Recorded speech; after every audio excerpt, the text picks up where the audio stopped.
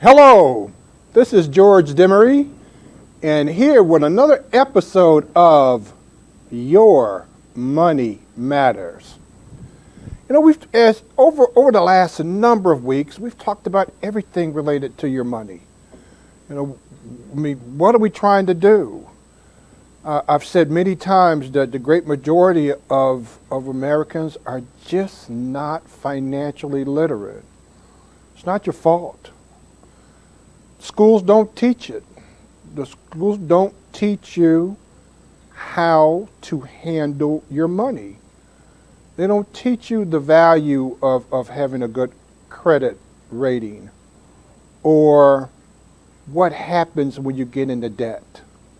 So, today we're going to spend a little more time on that fifth leg of what we do at Money Matters. Remember, we tried to help people become more financially literate. We look for education and business opportunities.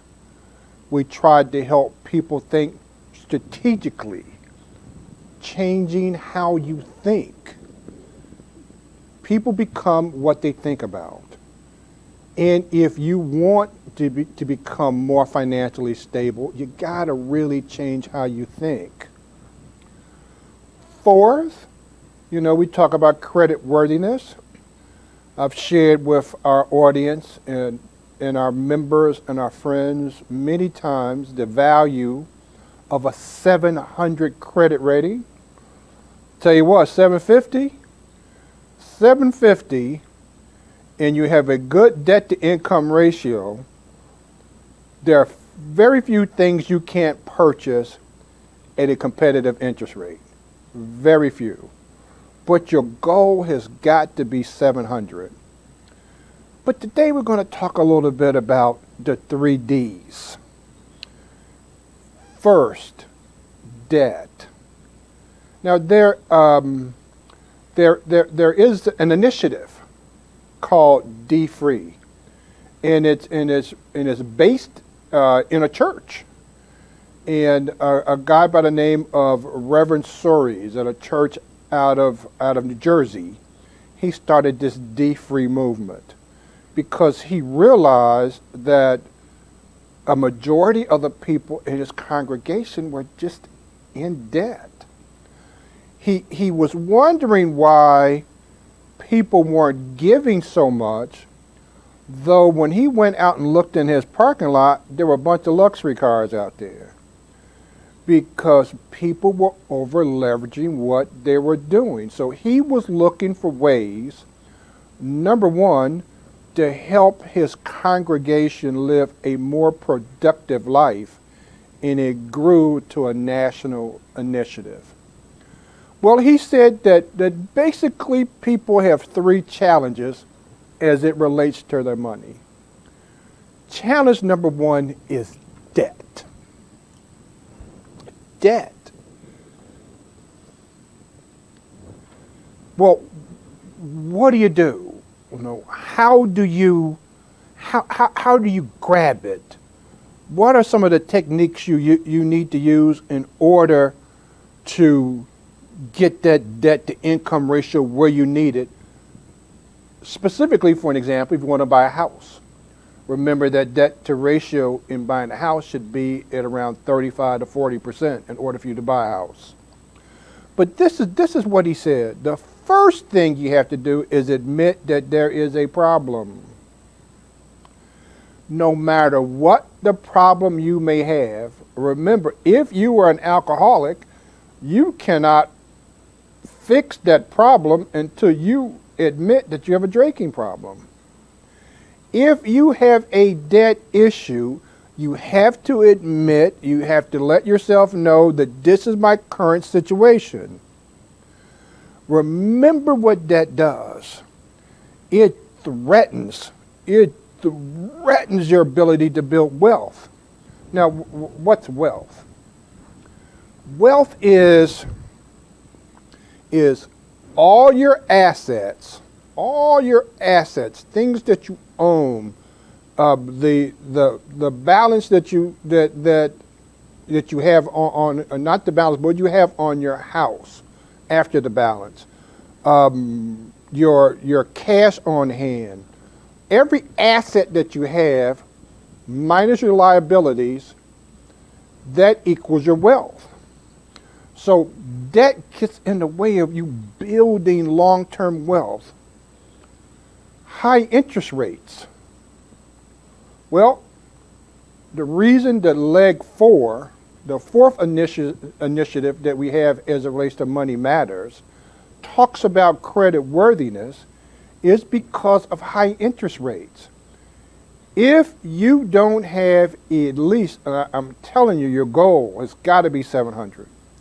If you don't have a credit rating of at least 680, at least to 700, it is more likely that everything that you buy on credit, you're buying at a higher interest rate. And high interest rate costs you thousands and thousands of dollars. Let me give you an example of the cost of high interest rates and what that does. I'm going to give you a story about a person who bought a car a number of years ago, had to finance $30,000 for that car, right? That person who had to buy that car had a credit number of 776. It was a high credit number.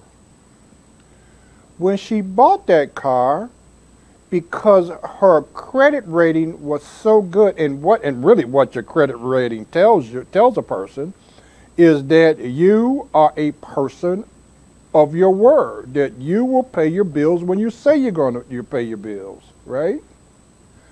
Well, she got that money on a 1.25 interest, at 1.25 in interest. It's almost interest free. And what made it even more spectacular, if I could use that word, is that she got that car on a 5-year note. So she borrowed $30,000 over 60 months at a 1.25 interest rate. Well, over that period, she paid $962 in interest. Over time, that's almost interest-free. The cost of that money, the cost of that $30,000 that she borrowed literally cost her $15 a month over a 5-year period. That was 6, 7 years ago, 8 years ago, car paid off, but during that period, paid less than $1,000 in interest. Now let's suppose that her credit number was not nearly as good. Let's suppose that credit number was more 670, maybe even 680. Well, in order to purchase that car, now let me tell you the significance of this. The average cost of a car today, brand new car, is $40,000.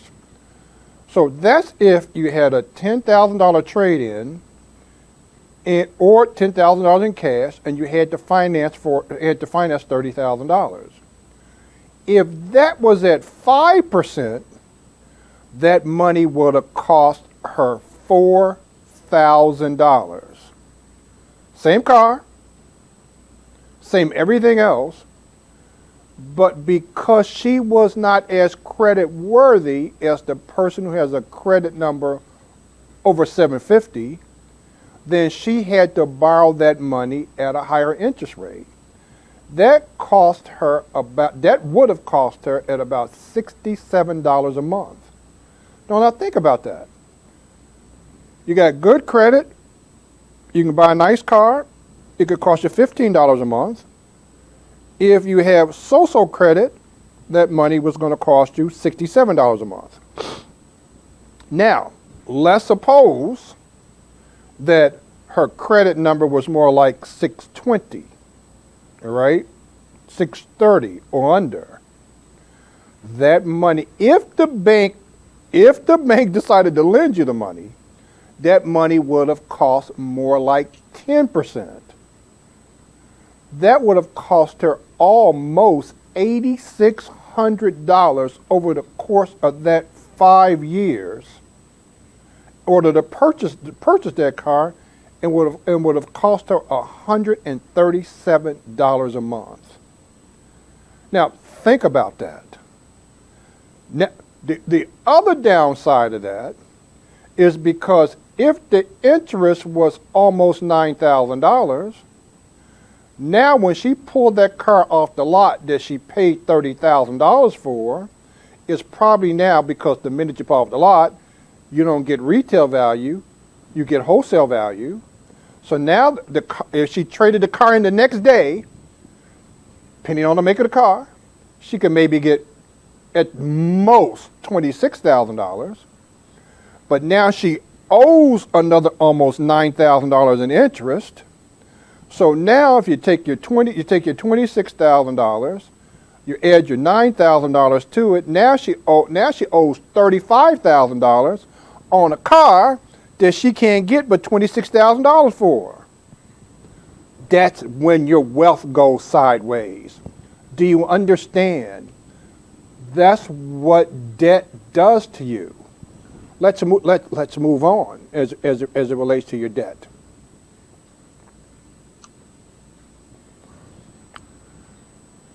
There are a few things that the Bible says from a biblical perspective when it talks about debt. Let me share this. Psalms 37:21. The wicked borrow and do not repay, but the righteous give generously. Number 2, we cannot serve God and money. No one can serve two masters. Either you will hate one and love the other, or you will be devoted to one and despise the other. You cannot serve God and money. That's Matthew 6:24. And finally, this is Proverbs 22:7. The rich rule over the poor, and the borrower is the slave to the lender. Debt is a form of slavery. Let me tell you how being out of date, tell you what that does. When you have a good credit number and you're out of debt, it gives you options. And what options give you is power. And when you have options and power, then you can choose who you want to borrow money from. Think about the times that you tried to get credit and you're waiting for a day or the next day or 3 days later just to see if you got your credit approved. But if you have a strong credit rating and your debt to income ratio is down where you don't have a lot of credit card debt, then you can choose who you want to borrow your money from, and you can shop your interest rates. It just gives you power. The other D word that we're going to spend some time with today is delinquencies. In the D-Free movement, it says, again, there's 3 struggles that we have as a people, and especially black people. One is debt. The next is delinquencies. Late payments. Late payments cause bad credit scores. Late payments, when you do that, not only are you paying late payments, but you're paying fees. We had a person on Money Matters last week, Sandra Straub, who helps people in businesses, helps them to create plans in order to open their businesses. And the thing that she talked about, the word she talked about with those folks in their business is the word integrity, paying your bills on time. She said there was a person who had a business, was making money every month, but wasn't paying any taxes. You will not be able to avoid taxes. hadn't paid taxes, and then he gets a tax bill for over $100,000. Well, I asked, I said, why so high? She said, well, the original bill was only about 38. But because of the late fees, because of all the penalties, a $38,000 tax bill can grow to be a $100,000 bill quickly. Delinquencies kill you. Delinquency kills your ability to build wealth. Delinquency kills you in your ability to borrow money at a competitive interest rate. And delinquencies say that you are not a person of your word. Now listen to me, friends and family. Listen to me, members and friends and family. Everybody on an occasion has a problem. I mean, this pandemic caused a ton of problems for a ton of people. Do not get me wrong.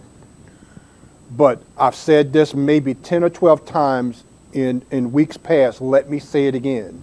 If you cannot pay your bill on time, no matter what that bill is, what you do is get on the phone and call your creditor. Be proactive. Don't be reactive. If a bill is due if a bill is due in a week, and you know that there's more week there than money available, get on the phone, call your creditor, and make some plans on how you're going to pay it. Try to your best of your ability to not to let that go against your credit rating. Putting your head in the hole and ignoring it will not make it go away. Again, debt and delinquencies are an issue.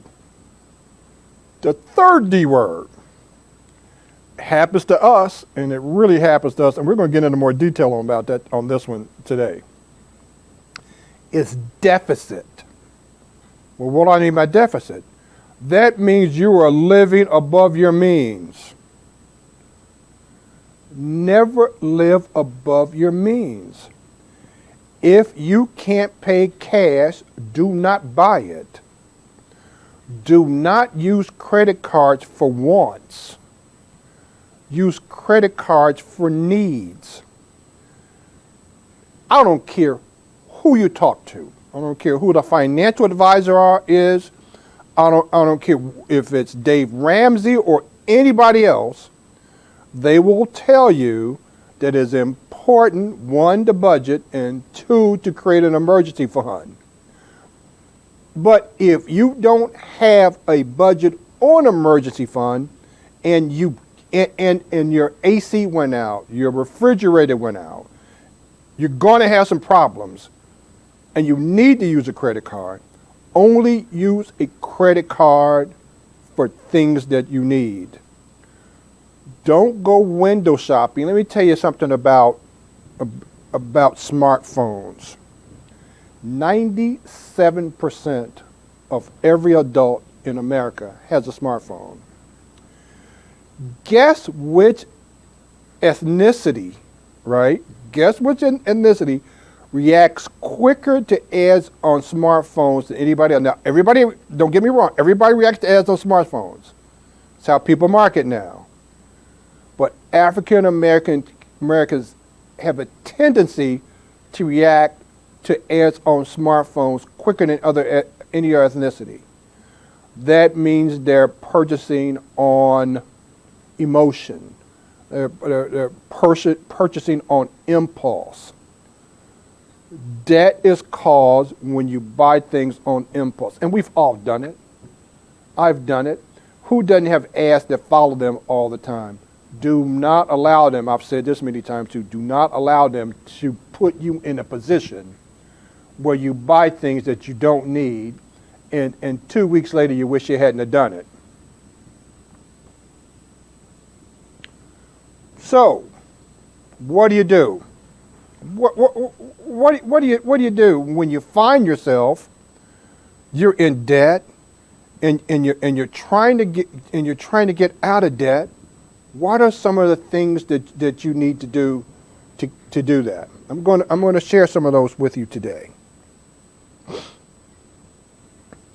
This comes from an article written a few years ago by Christian Super.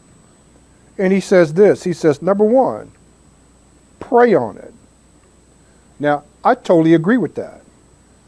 Pray and ask God to help you.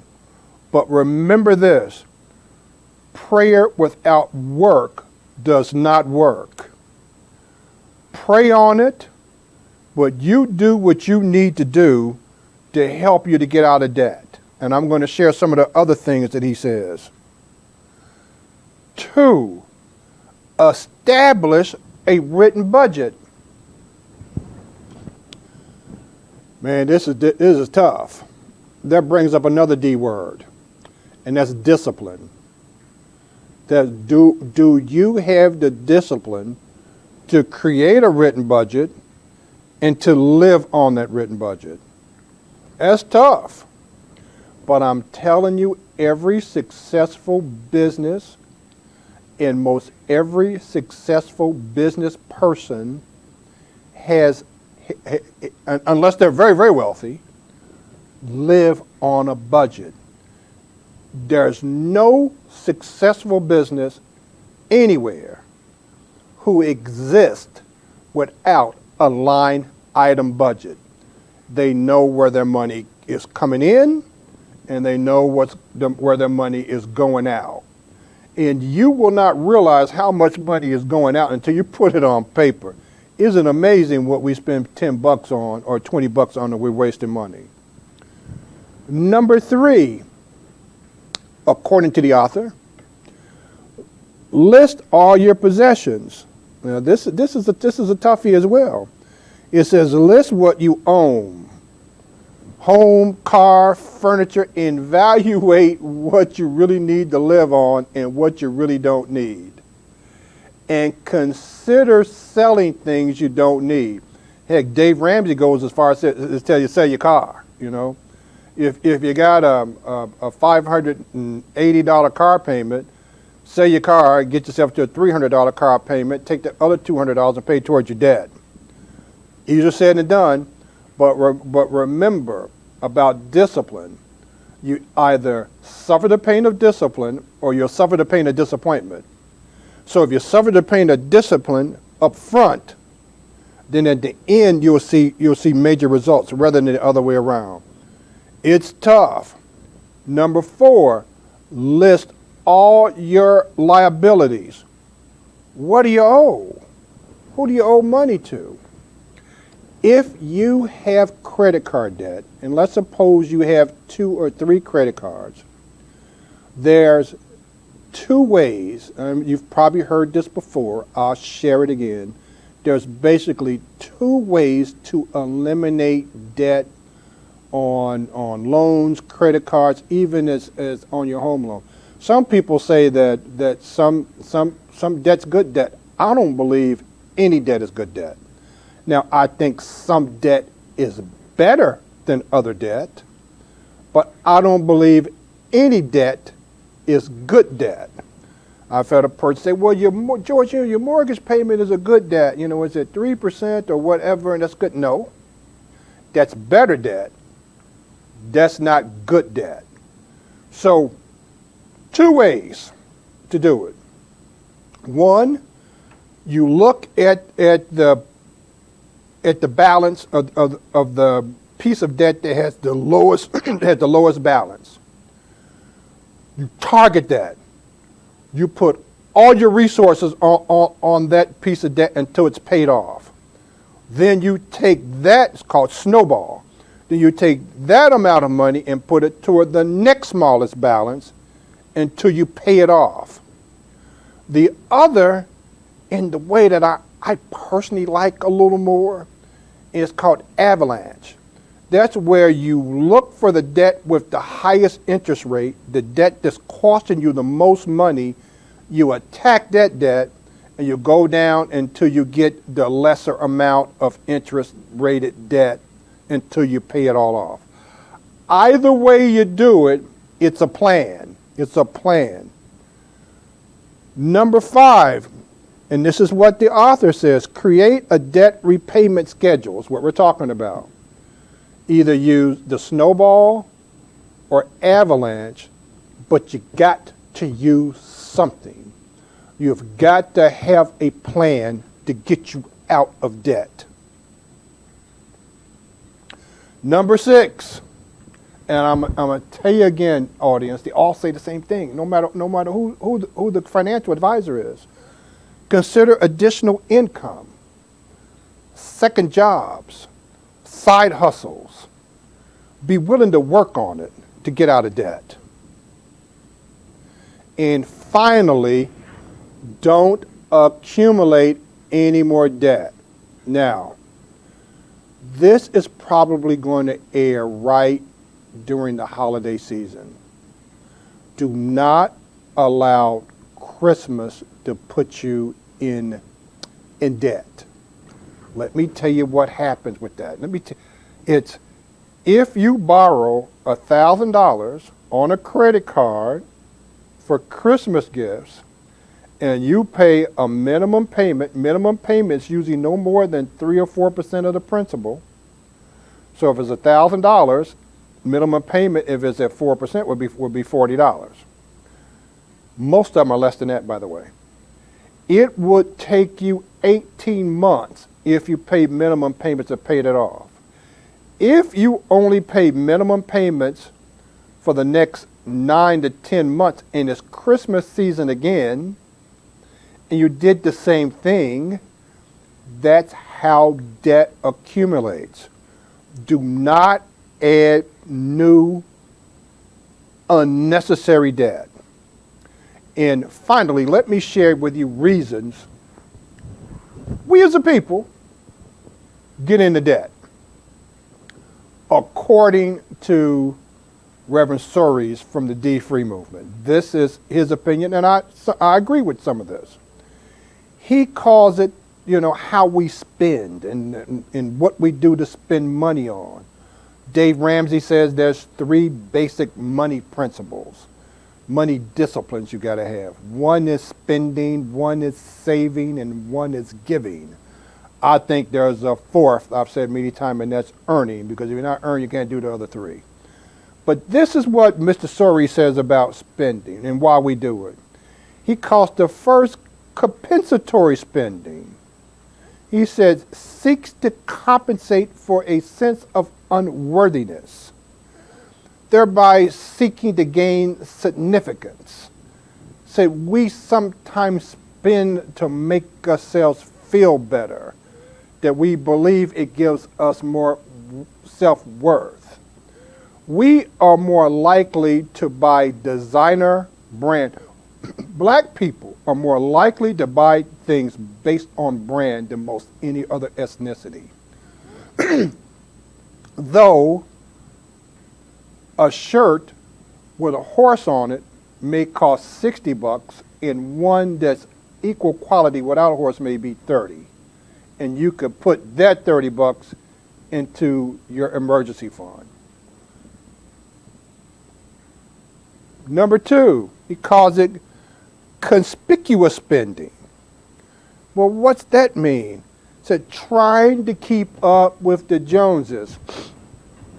Well, they bought a big house, I'm going to buy a big house. They bought a Mercedes, I'm going to buy a Mercedes. Their kids are going here, my kids are going there. Don't you ever care about what people think. You do what's right for you. Don't do it to keep up with the Joneses. And finally, he calls it confused spending. We've talked about this earlier. He talks about spending, spontaneous spending, spending without thinking, spending based on emotion. I asked my son a few weeks ago, man, how much you spend on coffee every week? Because I read an article that said the average millennial spends $2,000 a year just on coffee. He added up, he said, you know what, Dad, I think I spend about $2,000 a year on coffee. look for better ways of making decisions on spending. So I hope today, and we've only touched on a few things. These shows only last about 30 minutes. But if you need help on how to handle your debt, on how to increase your credit rating, or anything that I can do to help you, please feel free to call us at SSC Live TV, and I will do my very best to help. But let me say this: do not ask for help if you're not ready to change how you think and change your habits. Well, that's another episode of Your Money Matters. Remember, at St. Stephen Baptist Church, we want you to live a balanced life. And now, also remember this: money will not make you happy. I'm just telling you this. Well, you may not trust me on this. Now, will money put you in a position to live a productive life? Absolutely it will, and you need it. But money will not make you happy. Money will make you more of what you already are. If you're a happy person, you'll just be a happy person with more money. If you're a mean person, you'll just be a mean person with more money. So with that being said, again, thank you for joining us this week. And as always, at Your Money Matters and at St. Stephen Baptist Church, God loves you, and so do we.